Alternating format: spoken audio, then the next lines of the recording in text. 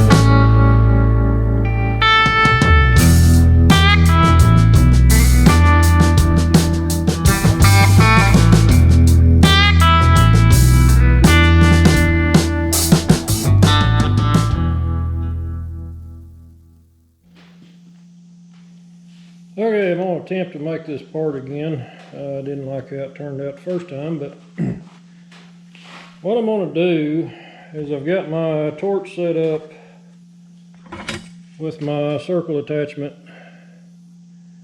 and I've got it set at 1.5 inches. That should cut about a 3-inch circle. We're going to cut all of the circle first, I think. I don't know how this is going to work. We'll figure it out.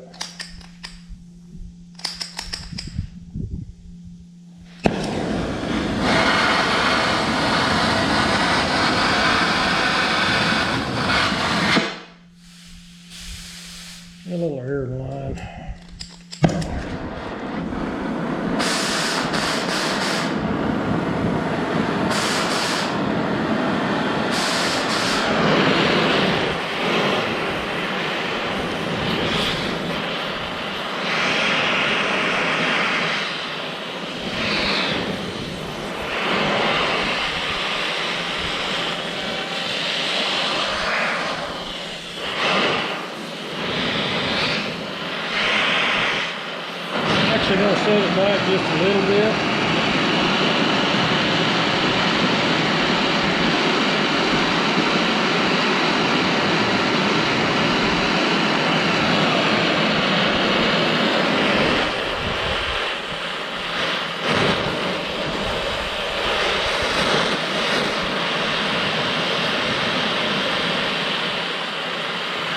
Okay, here we go.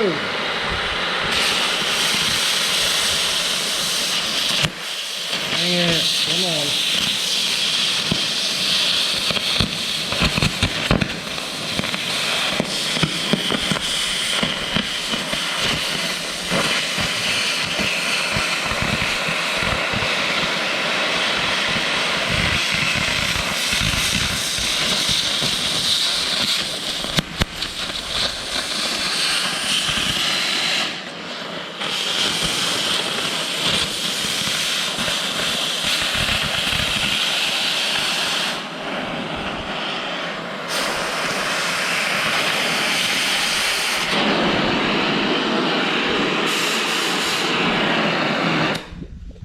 Okay, that cut really badly. So the next one I'm going to cut 1.5 inches, so I'm going to set this at 3/4 inch. This is going to be a pretty tight one. I tried cutting this by hand earlier. Wasn't very happy with the result. Not much more happy with this one, but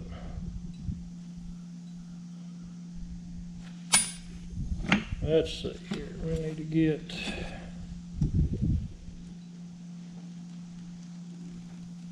three-quarters of an inch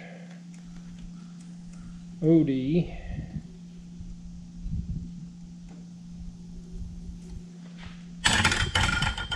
Should be about right there.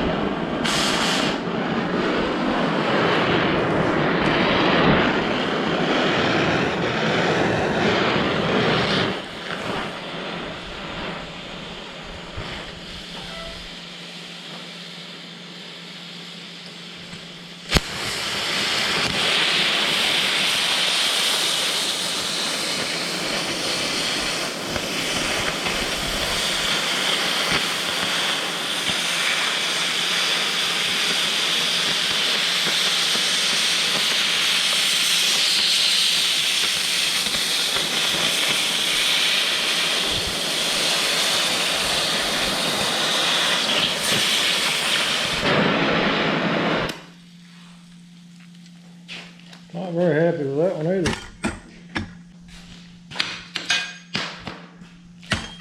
Let's see if this fits in the hole now. It actually, I think, will.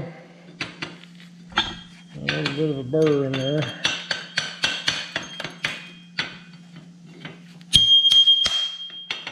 Oh yeah, that's gonna work a lot better.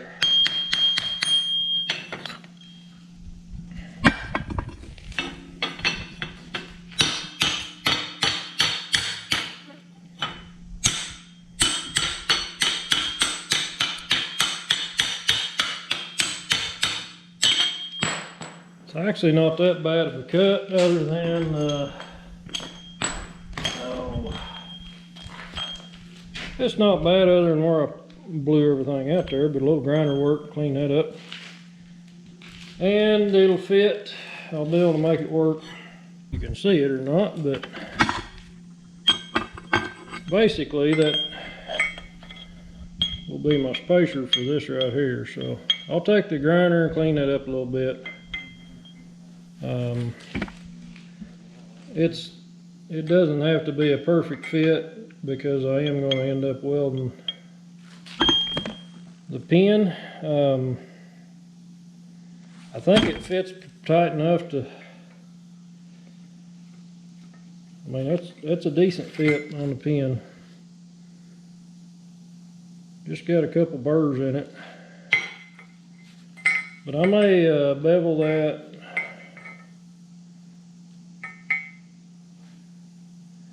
Probably what I should do is bevel it, weld a ring on there first, and then put it in the hole. But I don't know, we'll figure it out.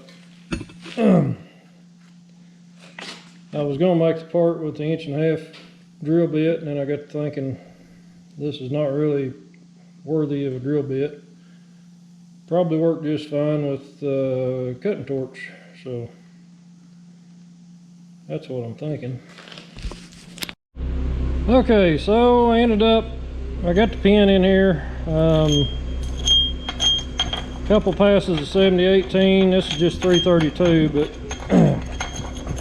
I could have used 1/8 inch, probably just one pass.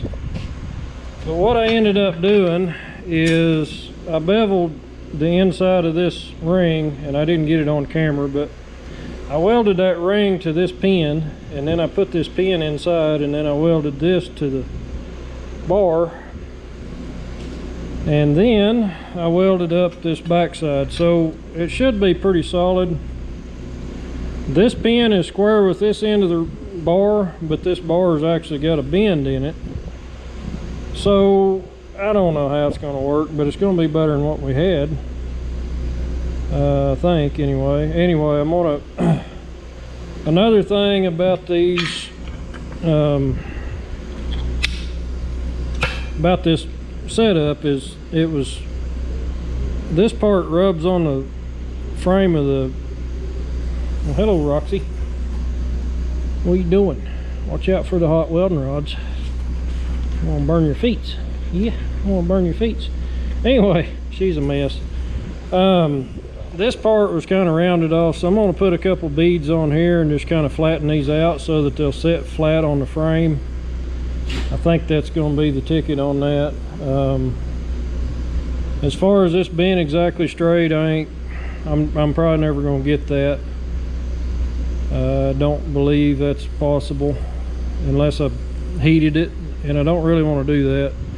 Another thing, this thing had a weld on this end here. I guess you call it a weld. Pretty rough. But what they had done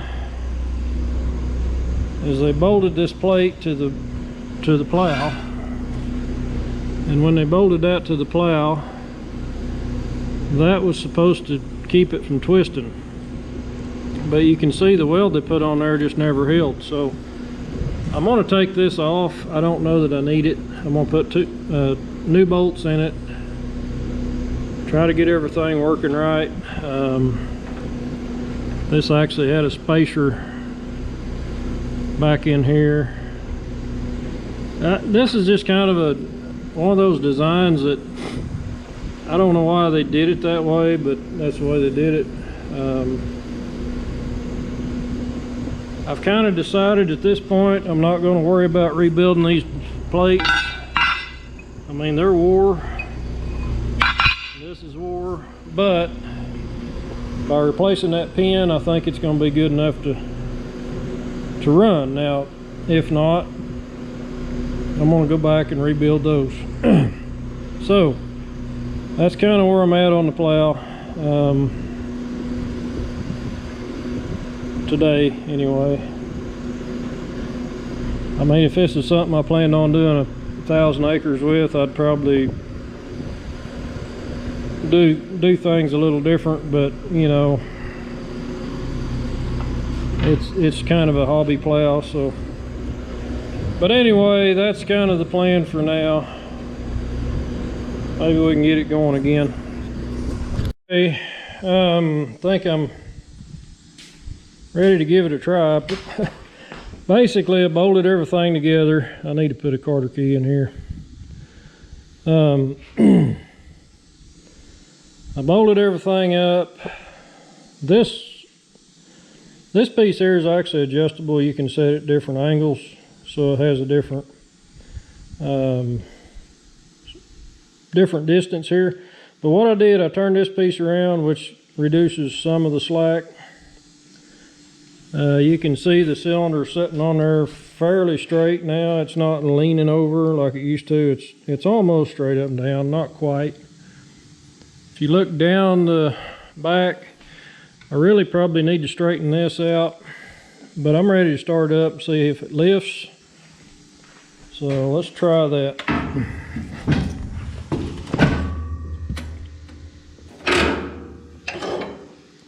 Contact.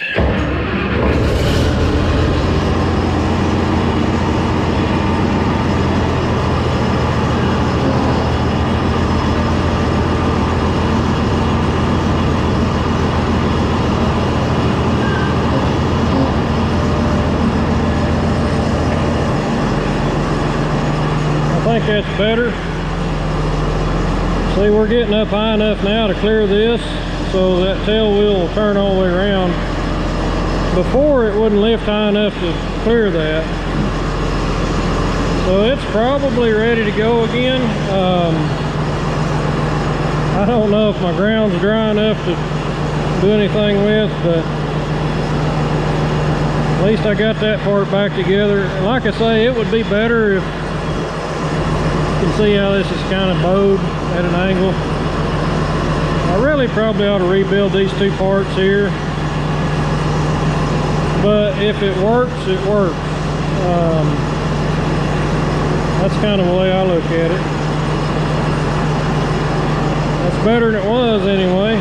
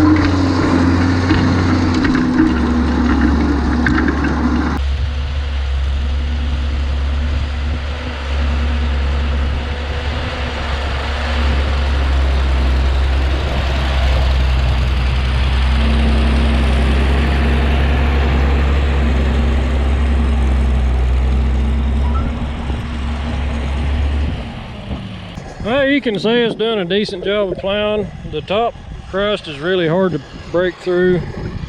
This dirt here is pretty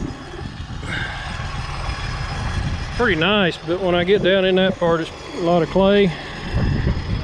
So I probably won't be able to do a lot more plowing with it until we get some rain. I really should have disced this and got rid of the grass. But it looks like our roller's doing its job. The tail wheel's doing its job now. We're not pulling sideways like we was.